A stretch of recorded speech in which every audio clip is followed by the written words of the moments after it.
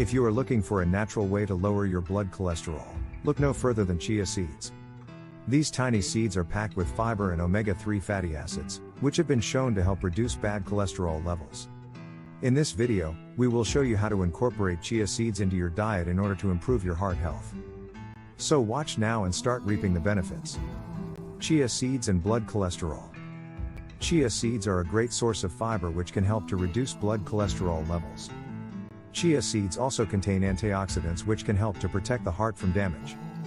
Adding chia seeds to your diet can help to keep your heart healthy and reduce your risk of developing heart disease. How much chia seed do you need?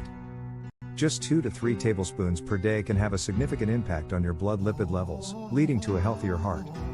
Chia seeds are also a great source of fiber, protein, and omega-3 fatty acids, all of which play an important role in maintaining cardiovascular health. Add chia seeds to your diet. There are many ways to add chia seeds to your diet in order to lower your blood cholesterol. Chia seeds are a great way to add nutrients and fiber to your diet. They are easy to add to smoothies, yogurt, or cereal, and they provide many health benefits.